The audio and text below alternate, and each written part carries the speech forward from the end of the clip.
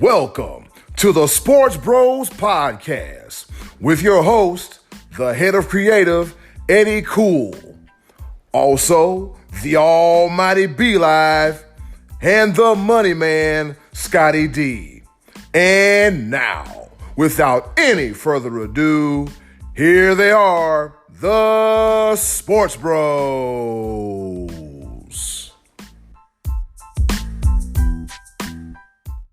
What's going on, world? This be your boy, Eddy Kool, a.k.a. the head of creative, and welcome to another edition of the SportsBros Podcast. That's right. Episode 1 is in the book, so, normally what comes after the number 1, number 2. So this is the second episode of the SportsBros Podcast. And as always, I'm joined by the almighty B-Live. What's going on, world? What's happening? You're listening to episode number 2. We're getting bigger, better, stronger, coming at you with what you want to hear and what you haven't heard yet. We are unscripted. We are the Sports Bros. Yes, sir. And also, the money man, Scotty D. What's up, bros? I'm coming to you from North Myrtle Beach, where everyone in town drives the same car, yellow. Yeah, it is that time of the year down south where the pollen is flying, or you can be like me up here in Northeast Ohio as I peek out my office window and see white flakes fall into the sky, but hopefully nothing sticks and accumulates, and I won't have to do any shoveling because the snowblower has no gas. That's neither here nor there, fellas. How's everybody doing? We have a good weekend? Everybody fine? Good?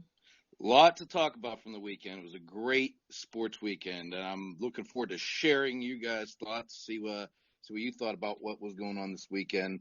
Loving March Madness coming up. That's my favorite time of year. We picked a good time to start our podcast right here and right in the heart of hoop season. Oh, man.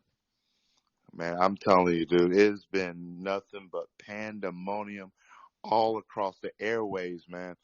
I'm super hyped about March Madness.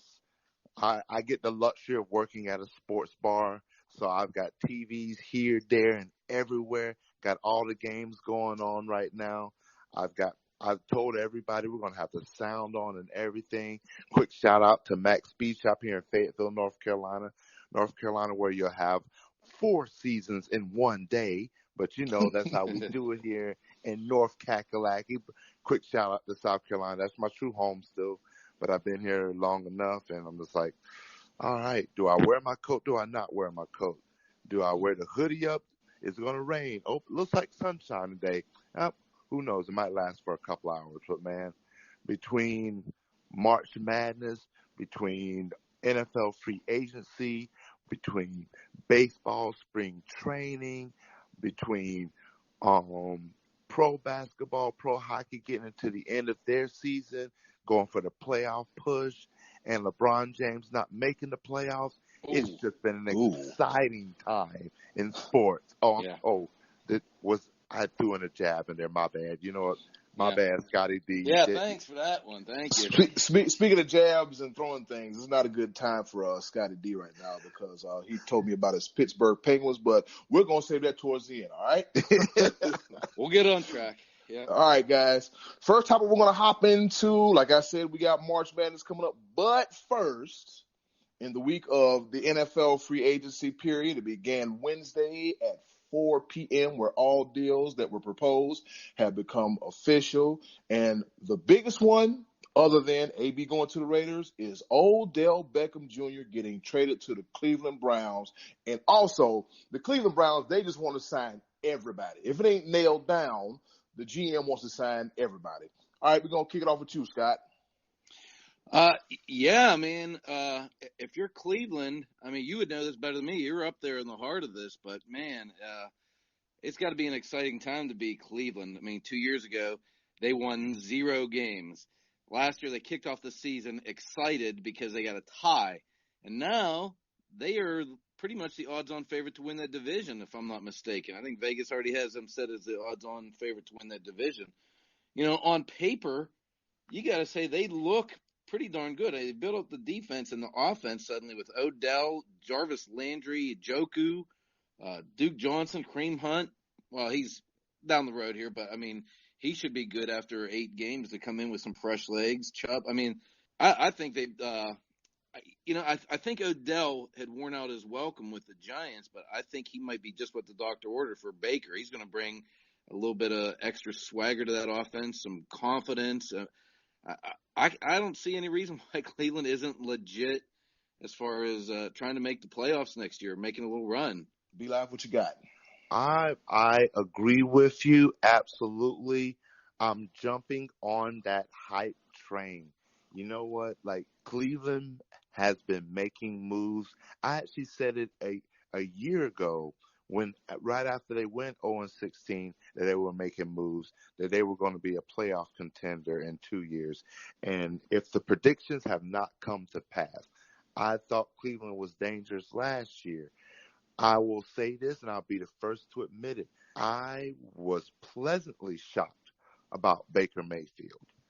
I agree. Absolutely. Everything about Baker Mayfield screamed like Johnny Manziel all over again. And I know we might talk about that a little bit later, but man, he has shocked me. He is gone from Heisman winner with all of his swag, all of his antics and everything, to being a true leader of that team. And he has definitely brought a new excitement to the Cleveland franchise. And it's a good day to be a Cleveland Browns fan. And they might be passing out the applications for bandwagon fans because I'm telling you, their fan base is going to grow. This guy over here, not so much because I am a Panther fan through and through till I die. But you know what? On this show, being unbiased, it is actually a very good day to be a Cleveland Browns fan. I'm excited about it. Yep, I'll agree with that. It is a very exciting time in the city, man. I've been all around the city and I've seen the buzz. And for the first time in damn near 20 years, people are excited about the Cleveland Browns. Yes, the Indians, their first home game is April the 1st for the baseball season, but they're more excited about these Browns than they are the baseball because I'll tell you about the Cleveland. Cleveland is a football city. Win, lose, or draw, they love their Browns through thick, through thin, through good, through bad, through ugly. They love their Browns no matter what. And I also believe that they really have a legitimate reason to love these Browns now because of the moves and the acquisitions that they made during the free agency period. The Browns have been staying busy. And I'm going to be honest with you guys, I don't think they're done yet. I don't think they're done at all. And speaking of one of their moves and acquisitions, they signed Kareem Hunt during the offseason to a 1-year deal. Of course, we know he got suspended for his little altercation he had up here in Cleveland. He got suspended 8 games.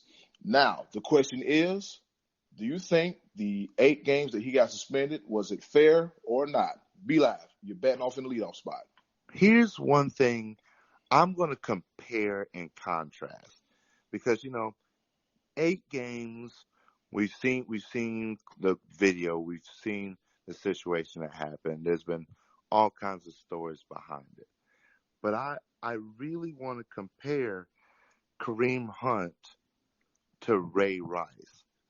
Mm-hmm. Did Kareem Hunt benefit because the NFL got the Ray Rice situation wrong? Because one thing that a lot of people don't know about the Ray Rice situation is that there was a settlement between Ray Rice, the NFL, and the Baltimore Ravens, or as sometimes I like to call the new Cleveland Browns. That's where Cleveland ran off to the first time, if I'm not mistaken. Yep. But Art Modell got him out here in the middle of the night. That sounds kind of, it kind of sounds familiar, Indianapolis Colts. But go ahead.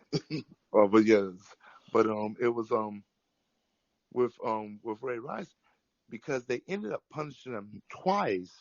They suspended him indefinitely. They suspend him again. They fined him, et cetera, et cetera.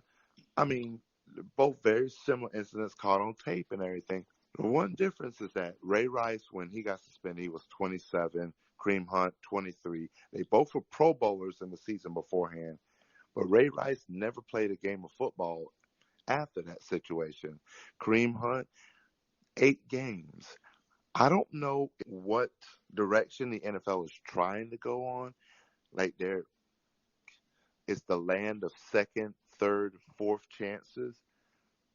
I'm uh, I'm a little torn about it because I don't know how I feel about being the player in the position that you're in, being the role model, being the public figure, and now we're basically saying, all right, half your paycheck, half the season, we're suspending you, and how about you come back in with a fresh set of legs?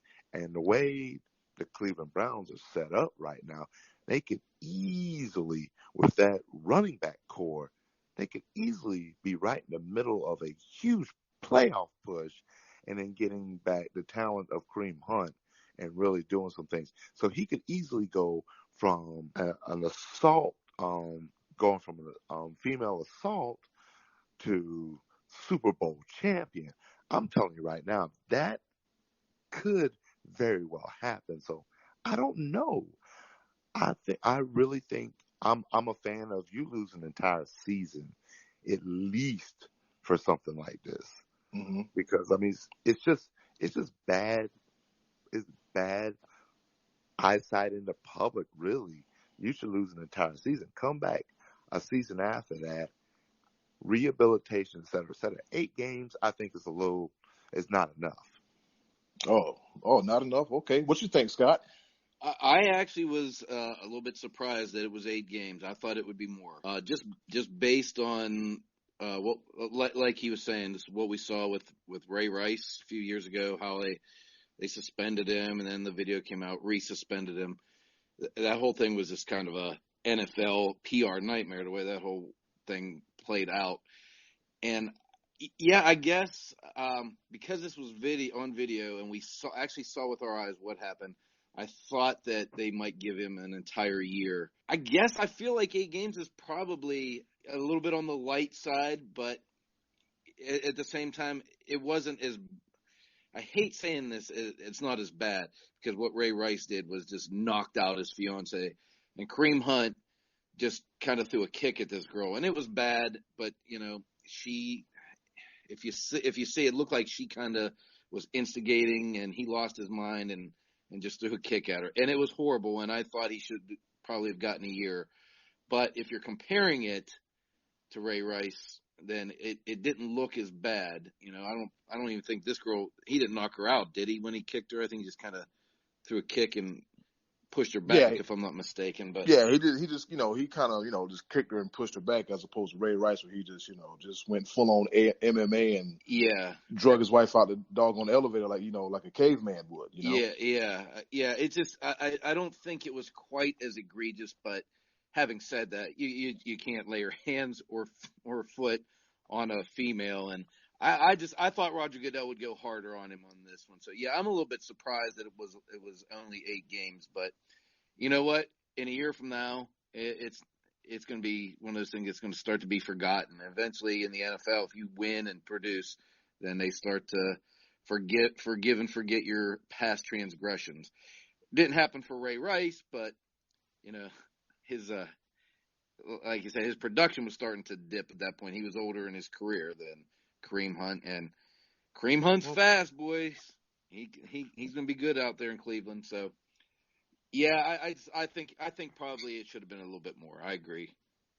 Yep. I initially thought, when I'm like, okay, well, he's going to get suspended. There's no way around it. Get suspended, pay a fine. And I pretty much thought that he was going to get blackballed like Ray Rice, but then to see the Browns sign him immediately after the fact, and knowing what was going on and knowing that there was a possible suspension looming, I'm thinking that, hey, this is a great move by Cleveland, and I thought he was going to get a year, which would be the maximum penalty. But I think somehow, some way, the NFL has to figure out, like, look, when this happens, you miss this amount of games. When this happens, you miss this amount of games. It's still, that's been one of the issues with the NFL as far as suspending its players. Like, what is the solid number for the offense that's happened that equates to that? So that way there's like, okay, well, this situation, we're going to give you 5 games and be in 3 games or give you 2 games. It's just either you're going to suspend you for a year or not at all. Yeah, that's a slippery slope, though, because now you're trying to decide, Was it worse because he punched her? Was it worse because he kicked her? Was it worse because she's knocked out? She's not knocked out. I mean, that's a lot to look into to put under the blanket of a single suspension. It's very, very difficult situation. Yeah. Oh, yeah. Quick disclaimer: we here at the Sports Bros do not condone any domestic violence of any kind. No. Absolutely not. And that's a point I really, really want to allude to, is that yes, this is a sports topic, and like in the comparison of the two, like I really don't even want to bring up Ray Rice because of or Kareem Hunt really. But at the end of the day, it is a sports topic, and we want to cover it because it is a very serious matter. Like I said, I cannot distinguish the two when it comes to Kareem Hunt or Ray Rice. The only difference I see is the slight possible age difference, the fact that Ray Rice was 27, Kareem Hunt was 23. The thing about it is they both were Pro Bowl running backs the season before these incidents happened. So maybe one person will say that Ray Rice's production slipped a little bit. I'm not quite so sure. I just want the NFL through and through, like you were saying, Eddy Kool, to come down with a blanket punishment system. Exactly. Really, at the end of the day, I think we should not value the almighty dollar above human decency and abiding by the law. That's true. That's true. Both of these players broke the law, regardless of the situation that they're in, what all the backstory behind it. Both of these players broke the law when they put their hands on a female. And the fact that the NFL has its own arbitrary system outside of our own legal system is just asinine to me. And the fact that the almighty dollar pays for these great, grand, and wonderful lawyers that fight the system for them and find a way to get them off with a slap on the wrist or no jail time, or et cetera, then the NFL has its own little system, and where it's just swept under the rug. Be perfectly honest with you, we wouldn't even mention Ray Rice's name again if it wasn't for Kareem Hunt. If you want to be 100% yeah, honest. but let me just throw this out there real quick too. There is also the second side of that. If you look at Ezekiel Elliott, he got suspended 6 games. There was no arrest. There was nothing but allegations. There's no video. I mean, Zeke probably did something, but we don't know that for sure. And under a blanket, would he be suspended a whole year? Because personally, and maybe I'm biased because I'm a Cowboy fan, I thought 6 games for a guy who legally never got into any trouble was a little bit harsh for him. Yeah, just as I stated, they just have to. I don't know how they look as far as handing out suspensions. I'm not 100% clear on how they do it, but like if you use drugs or illegal performance enhancing drugs, you get this amount, and there should be a scale. There should be a scale, and it should be clear cut, crystal clear. But as you said, Scott, there's a big difference between what happened with Ezekiel Elliott and also what happened with Ray Rice and Kareem Hunt. So the NFL just need to really get it together and figure something out as soon as possible. Speaking of figure something out as soon as possible, Le'Veon Bell inks a deal with the New York Jets. And you're probably saying, Eddy Kool, why you're laughing? Because the deal that the Jets gave him, 4 years, $52 million. Now, if Le'Veon Bell was stuck around Pittsburgh and got that franchise tag, it would have been $14.5 million. And the Steelers would have eventually offered him, reportedly, a $45 million deal over 3 seasons. What happened? Be live. Yeah. How you feel about this? I like the what happened. I like that. Catch me on Wednesdays on the vlog with What Happened Wednesdays. Little plug real quick. Plug. But with Le'Veon Bell, it is another testament of the Pittsburgh Steelers locker room. And I think at the end of the day, the Pittsburgh Steelers, they could have signed him. But the thing about it is, with the franchise tag that he already sat out a year for. They knew going that route it would be a complete waste of time at this point. So really, I mean, Le'Veon, he didn't want to play in Pittsburgh anymore. Pittsburgh is becoming an afterthought, and I'm gonna tell you straight up, I attribute pretty much all of this to Ben Roethlisberger. Really, like, how toxic was that locker room when your top two players, young talent still, they just don't want to be there anymore. And people can argue and attest to the money situation, but once Le'Veon Bell signed 4 years, $52 million, that the money situation sort of goes out the window. Like, if Eddy, Kool, what you're saying reportedly, and I read a little bit, but I want to do a little bit more research on it. The fact that the Steelers had an offer on the table, and Le'Veon was like, "No, I'm not signing this tag. I mean, or I'm not. Well, I don't want to go that route."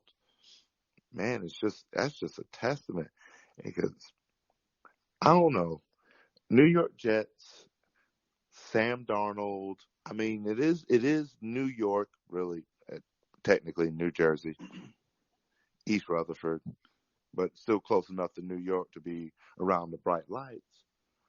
But the Jets have always been the second fiddle when it comes to the teams in New York. It's a shock. Le'Veon Bell still is going to be productive. He's going to make the Jets better. But I still don't see the Jets making much noise. They may make a little bit more noise, but nah. I'm not sold on Sam Darnold, so that's possibly my situation with that. But, man, that's Pittsburgh Steelers locker room. Good luck. Let me ask James you this. Conner. Let me ask you this. If you go to work and there's somebody you don't like, would you say, I'm not going anymore, even though they're going to pay me $14 million? Look, what I'm going to do is I'm going to avoid them like the plague, be about my business, and get my money. Point blank, period. Yeah, I don't think this was about Ben Roethlisberger. I just think eventually Le'Veon Bell got into a staring contest with the Steelers and didn't want to blink. I mean, the deal that he was reportedly wanting from Pittsburgh, he wanted them to commit more money to him, I guess, in the area of what Todd Gurley got. And this contract that he got was not. I was expecting a bigger blockbuster. Whenever I mean, he went through the whole season and didn't play.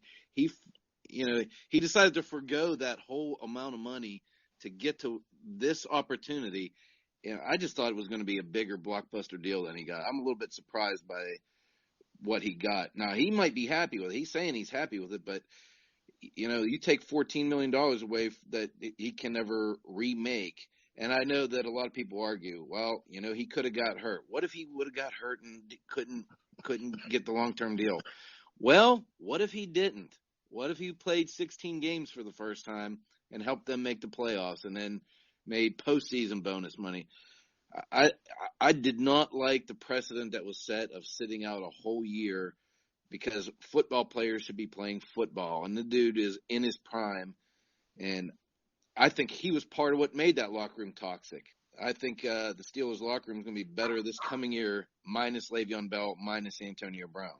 I'll go on record and say this may be the worst upcoming football season in the state of New York, between the Bills, between the Jets, and between the Giants. It's going to be an absolute. For the first time in the history of the world, Craig, there might be 3 dumpster fires in the same state, all going on at the same time, with no plans of being extinguished soon. And just like you guys said, like you said, Scott, Le'Veon got into a staring match with the Steelers, and he didn't blink. So the Steelers said, well, how about this? I'll blink for you, and we'll just get you up out of here. Yeah. But you know what? I kind of think Buffalo might not be a dumpster fire. They might be trending the right way. We'll see. We'll see about that. I just, again, with Le'Veon Bell, like, one thing, Scott, you hit a real big point. He sat out for an entire year and really didn't benefit much of anything. There was no blockbuster deal. He did not get Todd Gurley money. He got a long-term contract, which I think that's what he wanted all along. but he did want the money behind it. I know he Yeah. definitely wanted the money behind it. Yeah, it's not like he got a didn't bad get it. contract. Yeah. But it was one of those things where I think also sitting out that year also made him realize, okay, I'm not as valuable as I think I am.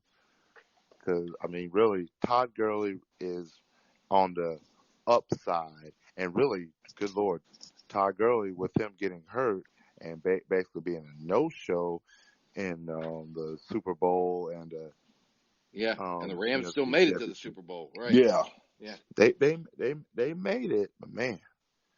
And so it's one of those things, seeing all those factors, maybe somebody finally be like, hey, Le'Veon, bruh, you're not going to get Ty Gurley money. It's just not going to happen. So I think it was a combination of both, but I'll definitely, the money wasn't going to be there. He did get the long-term contract. He's still going to be able to take care of his kids.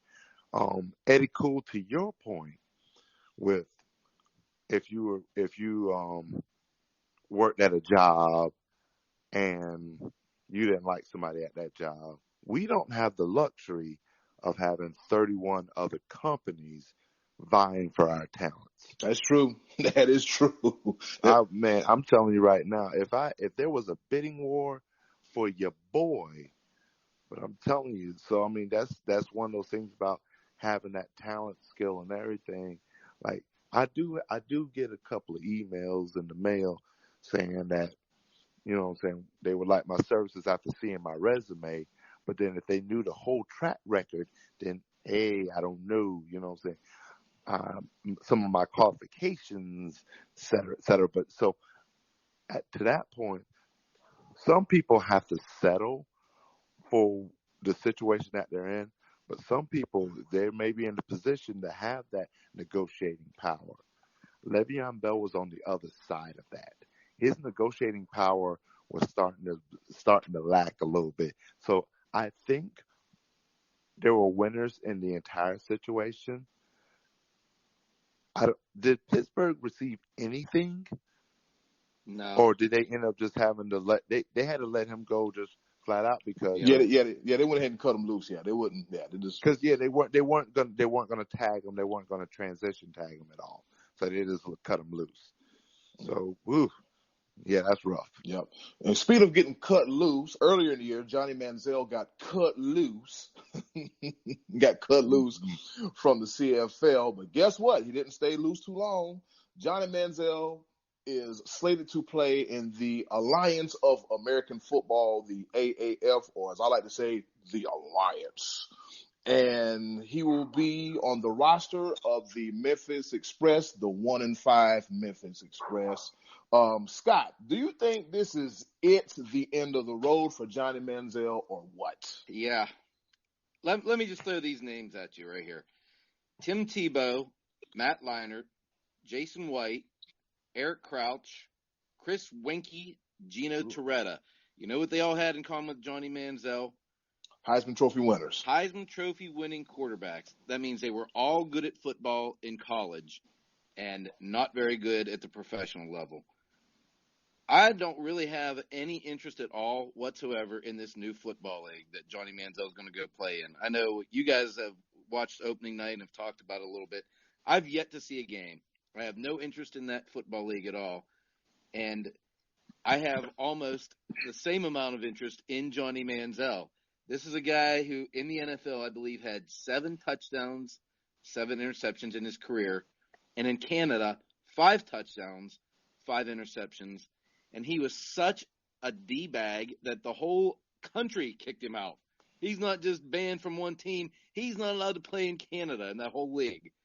So I think the name Johnny Football got him yet one more try because draft day he's doing the money sign and he's brought a lot of attention. But this dude has got to be out of chances by this point. I mean, he's just not that good.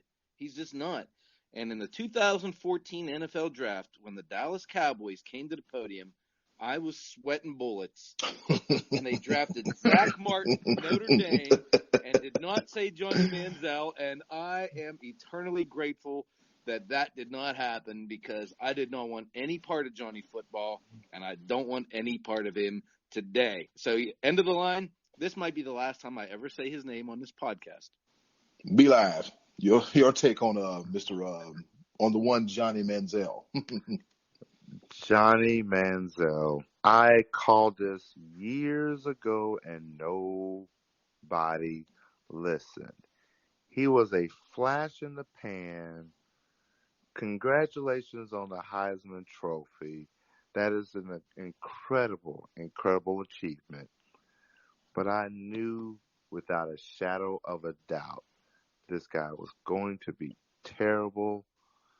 And, like, I was proven absolutely right.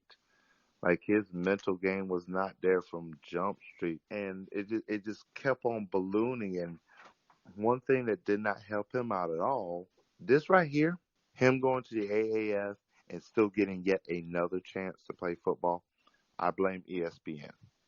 You blame ESPN for it? I blame ESPN because you know what?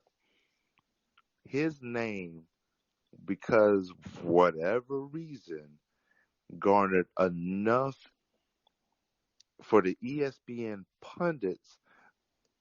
When you see your nice little scrolling, little bottom line that they always have, they would always throw in just one simple little thing about the CFL just because Johnny Manziel was up in the CFL.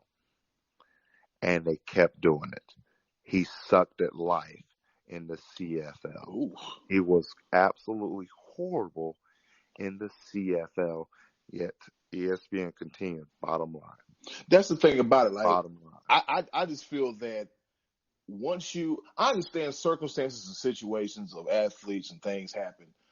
I just think that if you can make it in the NFL, you have an option to go to the CFL. And if you just can't cut it in the CFL, then I just think you might need to go back to college and use your little bit of money that you made from the NFL. Just go ahead and get your degree and get it out the way and focus on life after football. With the alliance coming around, it has given a lot of guys a second chance to play the game that they love and to also have a second chance of either getting back into the NFL or getting to the NFL to begin with. So, as far as Johnny Manziel, after this, cuz, I think you're done. Yeah. And speaking of, but before we move, let me just tag one more little point here, if you don't mind. But go ahead. Be Live earlier on kind of compared Johnny Manziel and Baker Mayfield, and I actually don't see that parallel other than these guys are both kind of really athletic, short, white quarterbacks and that were excellent in college and got drafted by Cleveland. But Johnny Manziel was always about Johnny Manziel, and I feel like Baker Mayfield was more of a team guy. I remember him when he planted the flag in the middle of Ohio State's field because he felt like Oklahoma had been disrespected the year before. And I don't recall hearing Baker Mayfield even blinking about going to Cleveland. Like, he was excited to go up there and take over, whereas Johnny Manziel didn't have anything to do, and he went to every L.A. party and every big event you were seeing him. I just think Johnny Manziel was never really truly about the game as much as Baker Mayfield is. So I didn't think I understand the parallels of, getting drafted and being the next quarterback at Cleveland, but I think Baker is a more quality guy than Johnny Manziel, to be honest. Oh, absolutely. And that's what I'm saying. I am pleasant. I will be more than glad to say I was wrong about Baker Mayfield. Well, you're not the only person to make that comparison. I've heard that, a lot, and I understand why, but I just think Baker was kind of lumped into Johnny football category way too soon. I think he's definitely on a completely different track. I think not 14 years, but I think that'd be a nice thing for career. I think 3 to 4 years from now we'll see, what Baker is versus what Johnny was. Yeah. We don't need 3 to 4. Oh, I see it this year. Oh. Honestly, I see it this year. Be Live with the hot take.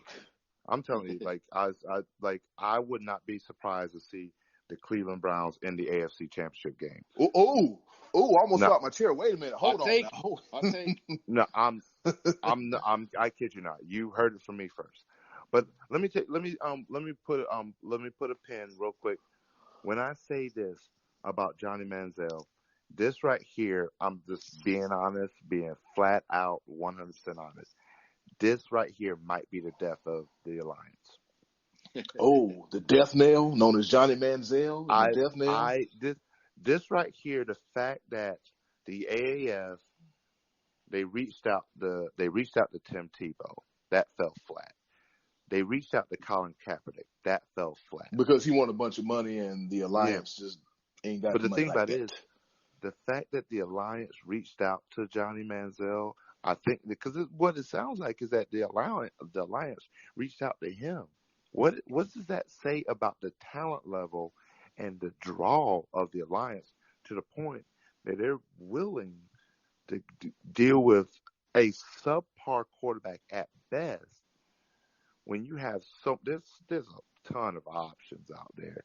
And really, if you want to really get to when it comes to brass tacks, this is a money grab. This is trying to put a name that might put butts in seats, that might have people still talking about the Alliance. It's one of those things. I still haven't even programmed myself to watch the Alliance. I keep trying to remember to turn it on Saturdays and Sundays, and I work in a sports bar, and I still forget to turn on the Alliance. No interest. No interest. So and it's one of those things, and I'm trying to get there. I really am, because I really enjoy football. But now with them reaching out, and again, please, listeners, give us your input. If you got factuals behind it, please let us know. Not experts, but I'm telling you, this right here could be the death of the Alliance, because it just seems like it's not even about talent anymore. This is supposed to be a competitive game. It's supposed to be, it's guys that are trying to get a second chance, trying to make it to the NFL, not quite there yet, trying to hone their skills, trying to get better, trying to read the X's and O's and make a name for themselves in the minor leagues per se, to, hey, you know what? I'm good enough to make it to the league. I want you to see me. This is not an audition for Johnny Manziel. He has no chance in HE double hockey sticks of making it to the NFL. So what business does he have in the Alliance? Yep. Somebody cue Vince McMahon's music.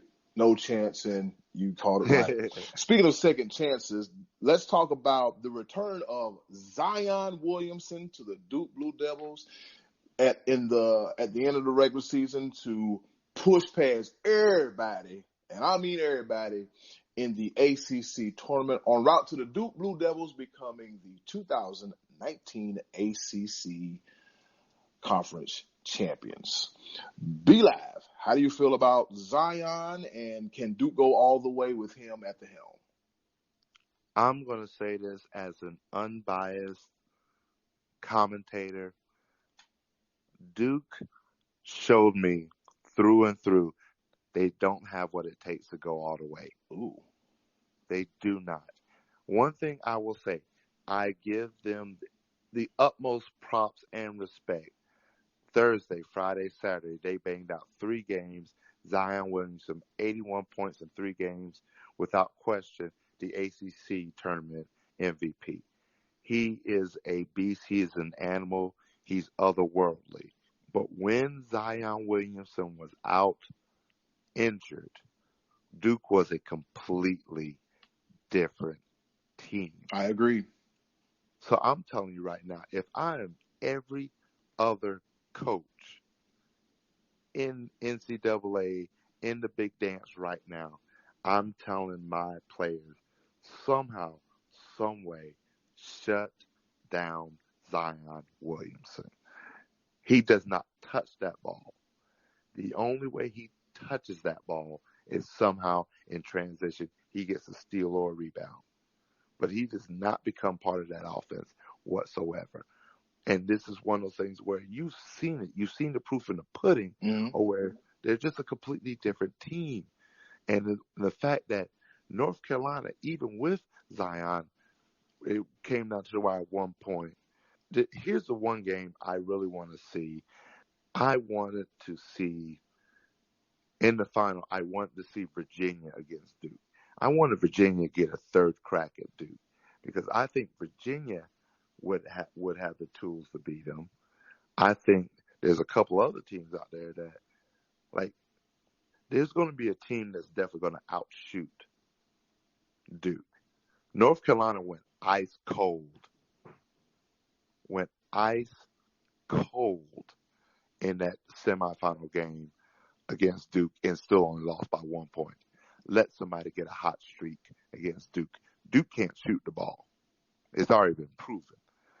Duke will not go all the way. It won't happen. Ooh. I don't know who will. I will have more insight, a little bit more when I fill out my bracket. But for right now, I'm telling you, Duke does not have what it takes to go all the way just because of their team chemistry. It's just not there. Scotty, what you got, my brother? Stop Zion Williamson, because that dude is a beast. I don't care what coach is telling his team, figure out a way. That's the problem. And, yeah, Duke obviously was a different team without him, but now they're with him. So I don't see why they're going to get stopped. If that dude gets out in the open floor, you're not stopping him. He's a left-handed guy, and he's dunking with his right hand like he's right-handed. The knock on him is that he can't shoot, and I watched him step back and hit some threes the other night. He struggled his first night from the free throw line, got that corrected.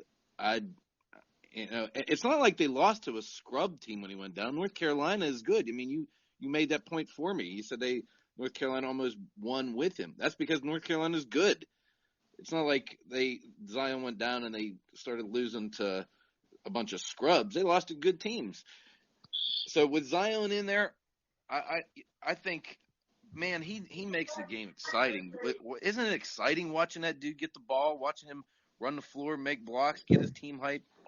I think unless he gets hurt again, I think Duke can go all the way because he is in there.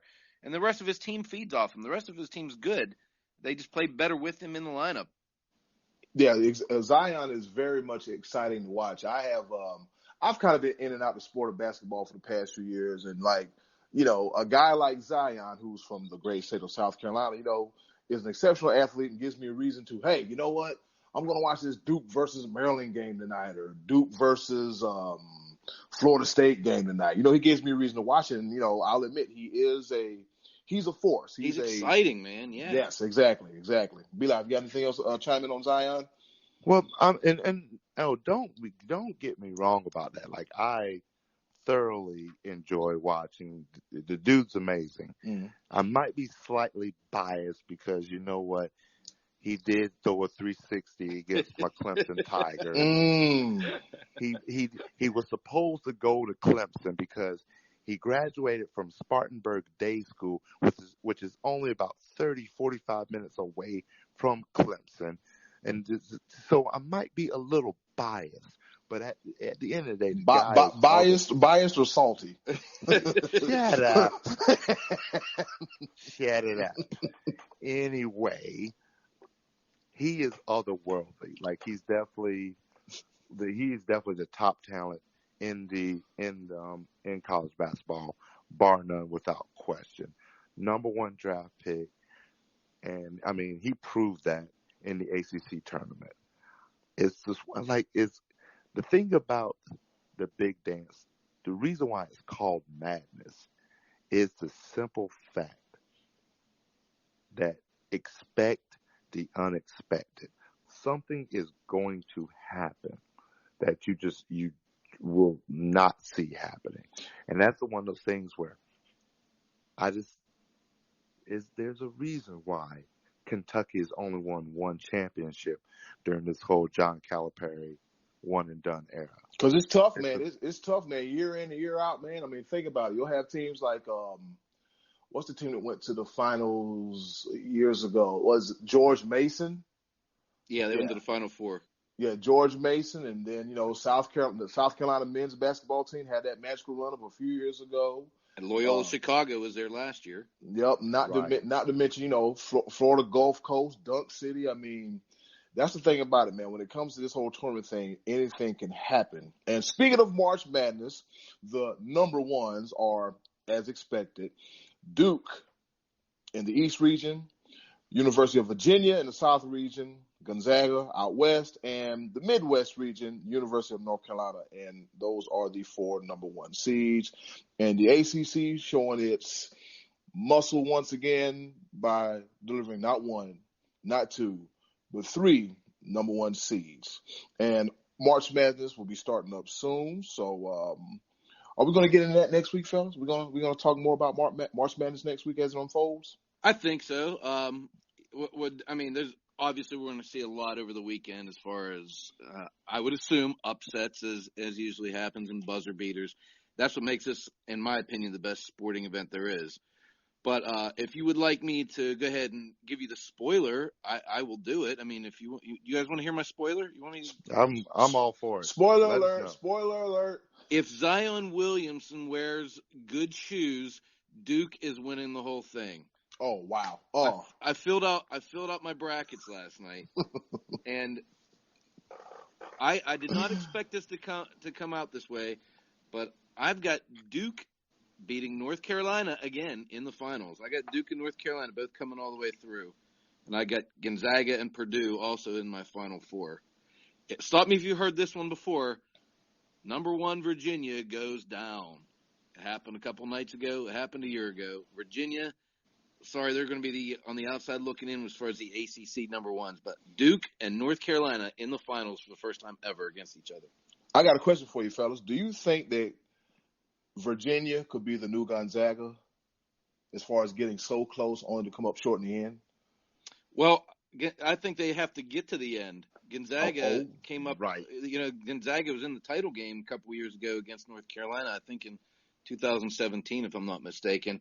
But I don't think Virginia plays a style that's conducive to winning that many games to get there. They play a great defensive, fundamental style, but I just never see, year in and year out, I don't see them putting points on the board. And if you take them out of their style of play, they go down. And last year it happened in the first round as a number 1 seed. Oh, what you think, B-Live? I like the assessment.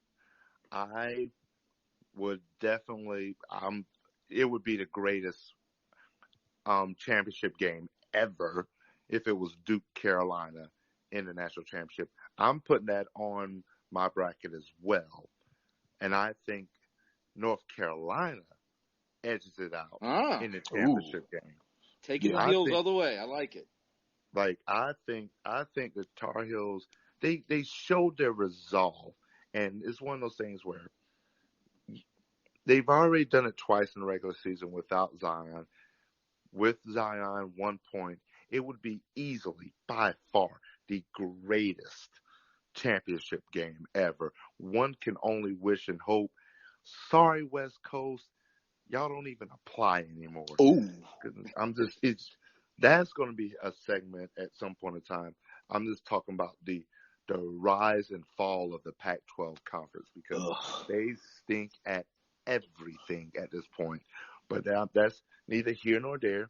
There's a whole bunch of other conferences out there. But I've always been I just really don't like West Coast anything. So we both have Duke, North Carolina in the finals then, huh?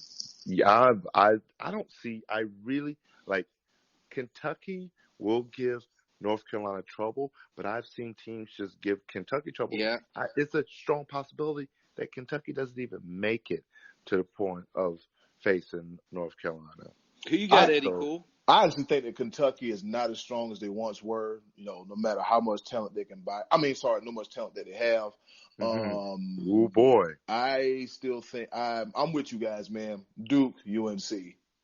Duke, UNC. And I think this might be Zion's game to be like, look, I'm the man. I'm going to put the team on my back, and this is why you should draft me number 1. But just like you said, man, UNC is a resilient group of guys, and they don't they don't show any signs of quitting. So, like you said, there might come across in a tournament, there might be a team that give them a little bit of trouble. Other than that, man, it's I think it may be University of North Carolina might be theirs for the taking. And also, while we're talking about March Madness, we here at the SportsBros Podcast always appreciate our listeners.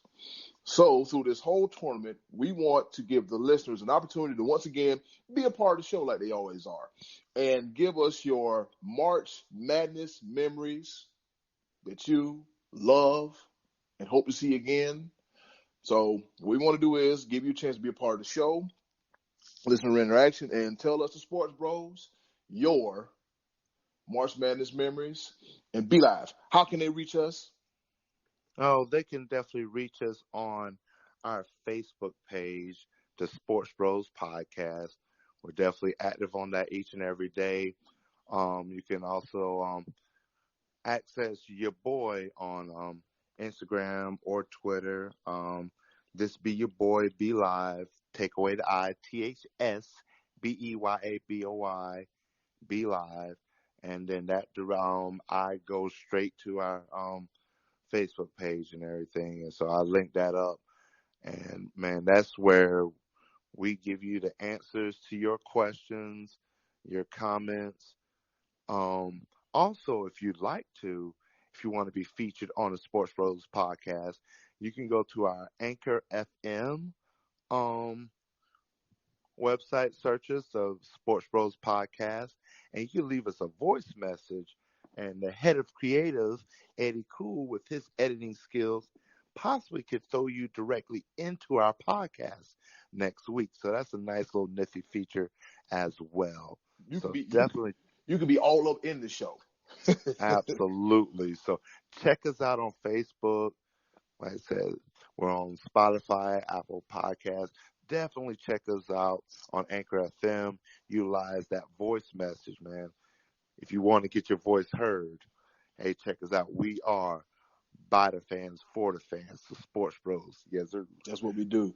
All right, and speaking of listener interaction, Scott, I don't know if I told you, but I got a letter from Doris Burke, and you have heat with Doris Burke. She said she's everyone's auntie. You be nice, or she's going to come and get you. For real. Yeah. All right, so last week we asked the question, who in the sports world irks you? We don't care if it's an analyst, an athlete, a GM, a coach, or even a referee. Yes, we're being real petty with it. And guess what, fellas? I got some listener feedback. All right, so JR Speaks, our very own Junior, he says he dislikes fake fans of teams like the Cowboys. Oh, partly of course because he did. Yeah, partly because he's an Eagles fan, but you know, it is what it is. Of course he did. Yeah. All right, and then Corey Turner states that he dislikes Skip Bayless, Stephen A. Smith, Joe Buck, Floyd Mayweather, and of course Tom Brady. There's a lot of people behind him in line on all those guys. Yeah. There's some good ones. Yeah. Yeah, and Kyle Ponstingle, his person that he dislikes the most is Manny Machado, because of how he plays the game, how he throws tantrums, and how he doesn't get his way. I also have a reference point. See the Yasiel Puig, Manny Machado, DX crotch chops during the playoffs, which I think Fox blurted out. They look, we're not doing this. We got kids watching this. There will be no crotch chopping until SmackDown comes to Fox later on this year. And of course, Tom Brady. Everybody hates Tom Brady. Everybody hates Tom. Everybody hates Chris. Yeah. So, yep. Last week Scott opined, and he said Doris Burke. And anybody else want to add to the list? Well, let me clear that up. You know, I don't enjoy particularly listening to Doris Burke. I just something about the way she comments on games that just, it's fingernails on the chalkboard. Yeah. Having said that, I don't hate Doris Burke. I see her interview. I see her. She's likable. She's nice. I like her. I just don't want to listen to her talk when I'm watching basketball. So as far as my personal, like who makes me the crazy, who I cannot stand the most when it comes to sports, my top of my list is Roger Goodell. Oh. This guy Mm. he irks me with how power hungry he is, and the owners gave him the power, that new contract last year. And I don't want football to be played in Europe, because you get 16 games a year, 8 home games, and when you're playing in Europe, you're taking home games away and revenue out of an American city. I understand they want the global domination and they're trying to reach overseas, but a lot of those people want to watch soccer. They don't even care about the NFL. And over here, it's our sport. So I don't like that. He wants to put the Super Bowl in Europe. Can you imagine if the Super Bowl was in London and the Browns finally get there? How mad is their fans going to be? I'd be extremely hot. Like, okay, the 1 year our team is finally good, do you want to take them way over there? Yeah. They only give a damn about the other football, not American football. And the owners give him all this credit, like he's helped build the NFL. I got news for you. Any Friday night in the fall, there are hundreds of thousands of people at high school football games, and they're going. The reason they're going is because they love football. Football is its own entity. It's not something that was built by Roger Goodell. Give me a break. Take his private jet and get him out of there. I don't like him. Oh boy, yeah, the good old Commissioner Roger Goodell. He's it's funny. Here's what I've noticed. I've noticed when it comes to commissioners and championship games, I've seen how they boo Roger Goodell out of the building, and I also see how they boo NHL Commissioner Gary Bettman out of the building. I think it's funny, and they just smile like, "Hey, I know you don't like me, but I'm here to deal with it." Okay, but people hate Goodell. Oh. Yeah, they hate him. It's no secret. Be Live. Who else you got? Well, for me, man, there's so many people. I'm a professional hater. Yeah, everybody from South Carolina Gamecocks. That's who you hate. Watch it. That's too easy, though. That's too easy. But honestly, I really don't. I don't hate the Gamecocks. They're comical to me at this point in time. It's just a wonderful thing. But you know what? And you still do it. But go ahead. What I would actually like to do is I would like just to but I'm gonna play devil's advocate right now, because a couple of people, couple things you mentioned. You say Roger Goodell, and I agree with you when it comes to him being power hungry. He should have developed a system a long time ago where, like we talked before about these arbitrary punishments. He is judge, jury, and executioner, and he's made so many missteps with that. So that's definitely a very valid point when it comes to him being power hungry. On the other side of the note, though, Roger Goodell has taken the NFL to leaps and bounds. Yeah, like, but anybody worth their salt could have done that. That's what I'm saying. It's a proven product. Anybody can do that. Well, here's the thing. You mentioned about NFL Europe, and I did a little quick research. NFL Europe was here well before Goodell ever became commissioner. It actually went under when Goodell became the commissioner. Like the NFL Europe stopped being its own thing in 2007, right after Roger Goodell became commissioner in 2006. The fact that I think is an absolute horrible idea of having a Super Bowl in Europe.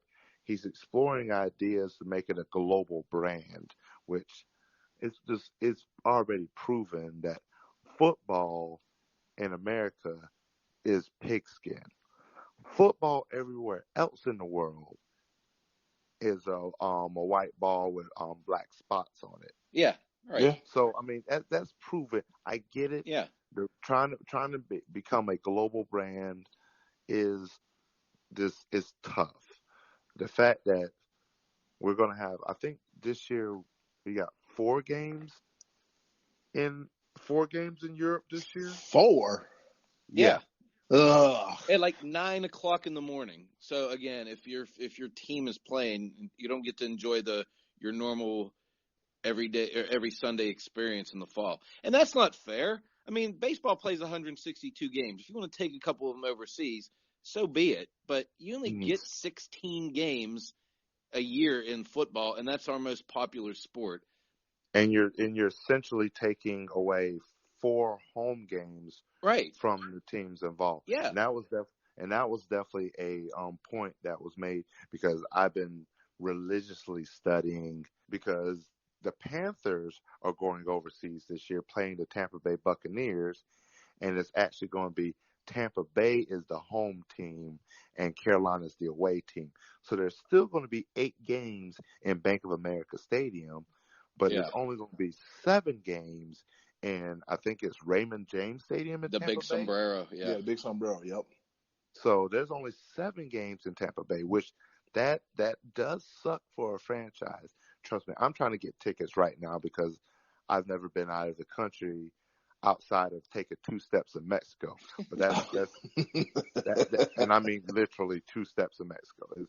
And I've seen Canada from the other side of Niagara Falls, but that's about it. But I'm trying to go. But really, through and through, the amount of money that I'm looking at spending is ridiculous. And so NFL, American football is not a global brand. Nope. Trust me, there's enough money in America. But then again, I could see Roger Goodell doing this because he's trying to appeal to foreign investors because guess what? You're already looking at the owner of the Jacksonville Jaguars, Shahid Khan, and his billions of dollars. I think I think that's the only reason that he's doing the whole global situation is that maybe that's the situation. So a little bit I want to talk about that. Another thing that I want to chime in on with JR talking about basically what he's talking about. I'm not going to talk trash about the Cowboys. Talking about Scotty D's Cowboys. I'm not going to do that because Scott, you are a true fan, and I respect true fans without a doubt. But you can admit that the Cowboys, above all, have some of the most fair weather fans that I have ever heard of. Oh, yeah, nothing at all like Philadelphia Eagles fans. No. Well, they boo Santa Claus, all right? What does that tell you, all right? They boo Santa Claus, all right? What does that tell you? Who boos Santa Claus? Anybody want to tell me? Eagles fans are like the complete other side of the spectrum. They're just flat out annoying. I said on a podcast, oh my God. You trying to run JR off already? I don't Hey, and by the way, I haven't seen JR in a long time. JR, I'm going to man up and say congratulations on the Eagles winning that Super Bowl because I used to always make fun that they didn't have one. So they got it. So good for them. Good for Eagles fans. Yep. Let's see. Who's on my list? I have a 1A and a 1B. 1A is these all of a sudden Golden State fans who've never been to Oakland a day of their life, let alone left the state that they live in or the county that they're from. How is all of a sudden you're going to become a Golden State fan? Were you there during the days of Run TMC with Mitch Richmond, Tim Hardaway, and Chris Mullin, the Adonal Foyles of the world, okay, Latrell Speedwell when he was choking the crap out of PJ Carlissimo? Were you there during the dark times? A true fan to me is you were there doing the good, the bad, and the ugly, and Golden State has all 3 that covers the spectrum. Now all of a sudden you got little Stephen Curry in the game shooting 3-pointers, blowing the lights out of everybody. Now all of a sudden, I'm a fan. Well, can you tell me what college Stephen Curry went to? Can you tell me where Draymond went to? I'm checking you, fair weather, wannabe Golden State fans. And the second one on my list, there's this guy that lives in Canada who works for the Canadian Broadcasting Corporation, works on this show called Hockey Night in Canada, wears loud, flashy suits. He's old. Yeah. He's cantankerous. Mr. Don Cherry. As I said, on Tranquilo Thursdays, I ain't forget about you calling my Carolina Hurricanes a bunch of jokes, but guess what? I'm going to serve yours up nice and hot on Tranquilo Thursdays. Wow. And like I said, I want to chime in real quick because when it comes to Golden State fans, that was also something I was alluding to. we really blame some of these fickle people out here that they see a flash in the sky or they see, ooh, squirrel? And I mean, I can't fault them because we can't expect everybody to be as avid as sports fans as we are. We're going to look at every aspect of the game and just dissect and go to the nitty gritty about it. There's some people out there, I'm actually, on a business standpoint, it is good for the fair weather fan because guess what? That's what builds. That's what builds franchises. That's Mm-hmm. where the parity comes from. Mm-hmm. So I'm okay with that because at the end of the day, those are the same fans that are gonna be here today, gone tomorrow. While I'm still keep pounding all day, fear to chop, Buzz City, and all day long with, you know what I'm saying, bunch of jerks. My Hurricanes, 2005 Stanley Cup champions. Yes, sir. You know what I'm saying? So that and hey, it's one of those things. I'm okay with that, but I get it. I get it. To an avid sports fan, you hate seeing people that was. Oh, I was a Cleveland fan 2 years ago. Now I'm a Golden State fan. 6 years ago, I was a Miami Heat fan. 10 years ago, whatever. You know, just like It's like pick the just horse. because. It's like pick the one horse you want to ride and just ride that horse. Right. I just want to give a quick shout out to my mom Dukes, Mary Sampson. She is like the biggest Carolina Hurricanes fan that I know. Love her to death. I just want to give her a quick shout out on the podcast. Shout outs. Yeah, shout out to everybody that participated. Shout out to JR, Corey, and Kai for participating in the listener interaction. All right, Scott, we got your favorite segment of the show. We're going to play a game of Pepper where we pick 3 topics. Keep it short, keep it sweet, say what we got to say. And Scotty, you're up. I watched the Players' Championship this last weekend. It was awesome. I loved Rory McIlroy winning. I think he might be the Masters' favorite. But it was great to see Jim Furyk finish strong. Absolutely. I saw bits and pieces. Love the Players' Championship. All right, you guys got anything else you want to opine on real quick? Is that it? Cole Beasley heading to the Buffalo Bills as a Dallas Cowboy fan. I'm going to miss you, Cole. Be live. You got anything else? Clemson, you almost made it. My basketball team, everybody knows me. I am a football enthusiast when it comes to Clemson, national champions. Basketball, man, can't we just get there? It hurt my heart. Clemson this year in basketball, 0-6 in games decided by 2 points or less. Ooh. Do you understand how much that hurts? That's heartbreaking. And, of course, now because of that last game against NC State that we just cannot find a way to beat NC State after being up by 37,000 points against them, they're the number 2 seed in the NIT. Clemson, go ahead and win the NIT, and I'll still be proud of you. Scott, I think your third one is about the Pittsburgh Penguins that you want to throw your TV. Well, the Penguins had me a little bit aggravated last night, but not as much as the Lakers. Luke Walton, we're down to your final couple games as a coach. We'll see you next year, Tom Thibodeau.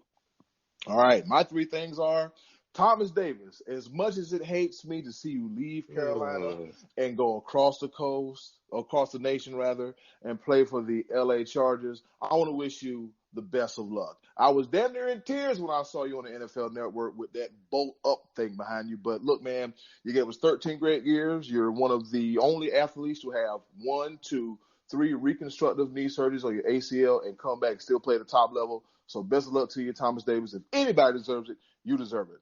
The second one is great to see WWE superstar Roman Reigns back in the ring and better than ever after his bout with leukemia. It is officially in remission. So, fellas, can we get a round of applause for that? I like it. A round of applause for that. The big dog. The big dog is just my yard now. And the third thing, Come on, spring. I don't know what you're waiting on. Punxsutawney Phil try to make it come as fast as possible, but I look at it like this. Come on, spring. You got the matches coming up. You got the baseball regular season kicking off in full swing, puns intended. Also, the NHL and the NBA playoffs, not to mention the NFL draft and Scott's favorite football league, the Alliance. Yep, so those are my 3 things in a game of pepper. To warm up, loosen up everybody, make sure everything is good. All right, Scotty D, we get ready to close out the show and tell the people how they can reach you. Check me out on Facebook. That's where I'm at. On Facebook, all right. Be Live, where can they reach you at? Well, coming up this Wednesday, I've been staying faithful with it. I believe this will be my 4th episode of What Happened Wednesdays, where you literally, it's the sports events, the things that are happening in sports that leave you scratching your head asking, what happened? And I'm telling you, I thoroughly enjoy it. Looking for more feedback on that. I've got an idea of what I'm coming with. But yeah, check me out. Instagram, Twitter, Facebook is my main outlet. Also on YouTube as well. I'll be loading up videos on YouTube. With the whole Facebook outage, I loaded up videos on YouTube because that still decided to work. Zuckerberg, get your act together. Hey, don't kick me off. Please don't put me in Facebook jail. I'm saying I might not make it. But man, freaking check us out definitely on Facebook on our SportsBros Podcast page. All the good news will be there, and all the links to all of our other outlets will be there as well. All right, you can check me out on Twitter, The Real Eddy Kool, all one word, even though I'm barely on there, but I'm about to get back on there. You can also check me out on Instagram, Kool Season, all one word, that's Kool with a K, on Facebook. And also you can check me out on the Sports Bros Podcast like page on Facebook. And if you're listening to this podcast, which is available on Apple, Spotify, Google Podcasts, and wherever you get podcasts, just do us a favor, write a review. I don't care if you put, I'm writing a review because Eddy said so, and give us a 5-star rating. Dave Meltzer. You remember that conversation we had about him the other night, Scotty? Yes, sir. Give us 5 stars, whatever you want to give us. Just show some support. Just let us know that you are listening to the Sports Bros Podcast. Wherever you are, we greatly appreciate it. And for myself, Eddy Kool, the head of creative, for the money man, Scotty D, and the almighty Be Live, we are the Sports Bros Podcast. And in closing, we want to wish you a happy week and everything else. And also, do something nice for yourself. And also do something nice for someone else, too. The Sports Bros Podcast. Thanks for listening.